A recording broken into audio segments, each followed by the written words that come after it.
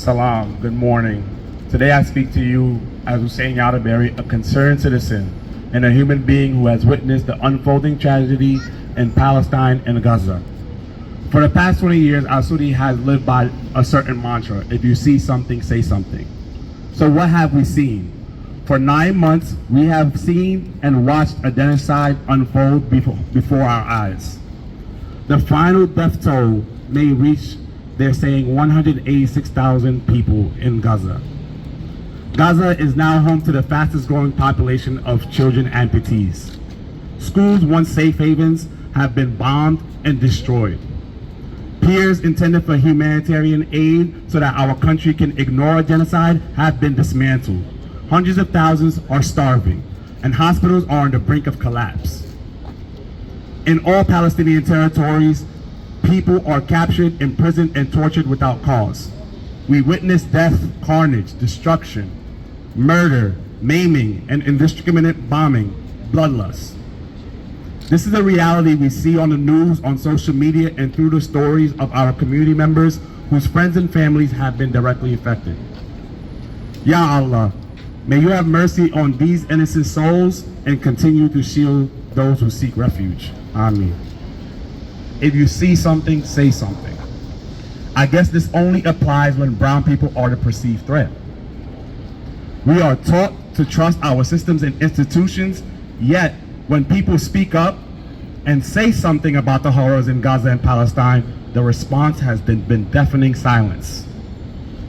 Those who dare to voice their concerns too loudly face mass arrest, brutalization, job discrimination, alienation, and rampant Islamophobia. The voices of we the people are ignored. Political leaders avoid discussing the genocide in Palestine despite its profound impact on our lives, our mental health, our families, and our ability to pursue the happiness that we're here for. Every day I go to work for the people of this city. My hard-earned tax dollars fund weapons of mass destruction. Ya Allah, forgive us for any ways we may have contributed to what we see happening in Gaza. I have been the Executive Director of Muslim Community Network for 10 months. And during this time, in 9 months, I've witnessed this whole carnage and genocide happening in Gaza. I have watched over 100 localities, excluding ours, Atlanta, Chicago, Detroit, San Francisco, all pass ceasefire resolutions, sending messages of peace to their communities. Yet here in New York, despite being the home to 1 million Muslims, despite the thousands of emails, the phone calls, the rallies, the lawful protests, all the steps people are asked to take to air grievances, we have been met with silence. So we understand our community is being willfully ignored. A resolution condemning Russia's invasion of Ukraine was passed within a month. But 9 months into this crisis, we are still waiting for action on Palestine.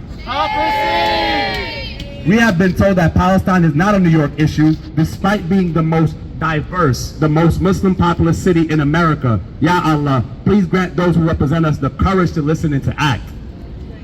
I urge the Council to bring forth a ceasefire resolution that calls for an immediate, complete, and permanent ceasefire in Gaza. End all U.S. military funding and aid to Israel. Release all captives held without cause. Facilitate immediate and large-scale humanitarian aid distribution throughout Palestine. Let us reflect on where we stand as a city in mourning for our fellow humans whose lives have been upended. Our city must say we will not stand for any more pain and suffering. We must say the people of Palestine must be allowed to live freely. If we see a genocide, we must say something. Thank you.